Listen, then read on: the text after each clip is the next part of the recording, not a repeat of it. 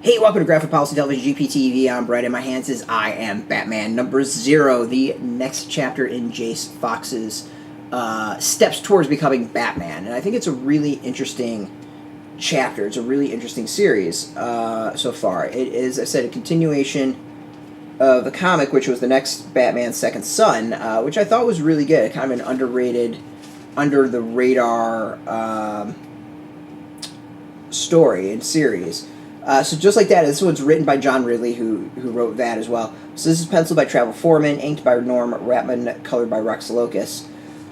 So when Second Son ended, Jace has discovered Batman's old headquarters within Wayne Tower, Wayne Enterprise, whatever the building that they're in right occupying, and he finds a bat suit. So his whole thing is like, what's up, what's going on, and like who's kind of involved with this, but more of a, I can use this suit, I can do some good. As we learned in the previous volume, Second Son, is that Jace has a really messed up childhood in that he killed a person. His parents basically used their money to cover it up, and he was living with the guilt ever since that. We assume he changed his name, Jace, to get away from that, but here we get really the truth about why he changed his name. We also, so in that one, we kind of get a really good sense of who he was. He was a character I didn't necessarily like starting off, but as Ridley added on layers and layers and layers, he winds up being a very interesting character. So this is the question of, like, when you take a person of wealth, just like Bruce Wayne was, someone who's driven by guilt, just like Bruce Wayne was, how is he going to handle that? What's he going to do with that? In this case, he's taking the skills that he's picked up, much like Bruce Wayne, and putting in costume, again, like Bruce Wayne. So how does that compare to Batman? And I think that's where Ridley does a really solid job, and something I like is that he's not very good at this. This is not a polished superhero. He messes up, but messes up in very different ways. This is a modern time, so it's not just his actions, but the perception of those actions that I think where things get really, really interesting.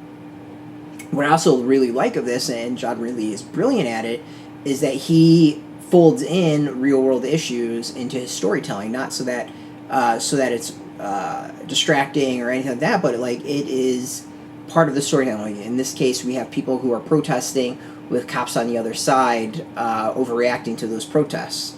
And I think that's a really fascinating thing to kind of put in there. There's some interesting commentary, especially when it comes to the police and how they react to it, especially with what's going down in Gotham as far as the anti-mask movement. So overall, I think Ridley does this amazing job of building off of Jace's experiences from the previous series and keep him going here as he takes his steps to become the next Batman. And I think it's really solid. We get to see a person, a character who's flawed, who has troubles, who messes up, and messes up in ways that are a little bit different than we're used to. This isn't someone who, fights and falls down and hurts himself, sort of thing. Like, this is a person who gets in the middle, thinks he's doing good, but his actions are perceived in the wrong way, and he starts losing the PR battle, which I think is a very different aspect of it. Because when you think of Batman, like when Batman first started, he was a myth, he was a legend, and people spoke of him that way, of being almost like a scary, spooky fairy tale.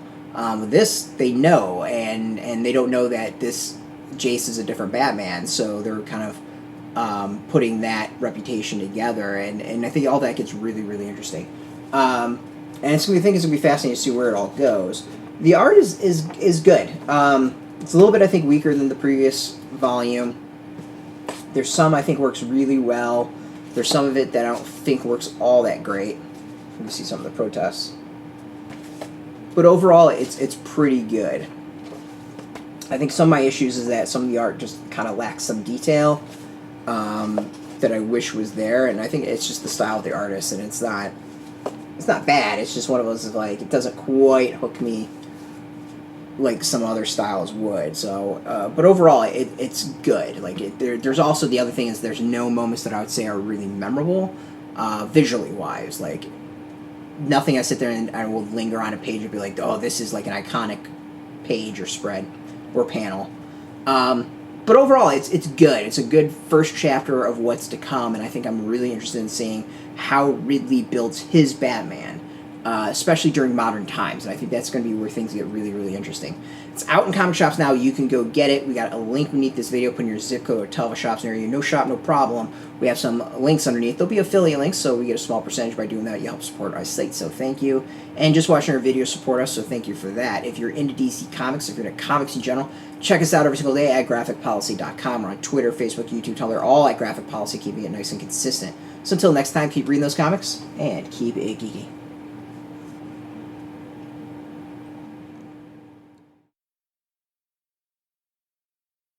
Hey, thanks for watching the previous video from Graphic Policy Television. Just by watching, you help support our site. Thank you so much. Now, if you're watching these videos, you probably care about geeky things like movies, television, comic books, toys, games, video games, you name it. You can go and subscribe right now to our YouTube channel to stay in touch and catch all the new videos, or check out our website at graphicpolicy.com. There's a nice link on this end of the video. But as always, thank you for watching. Keep on rocking and keep it geeky.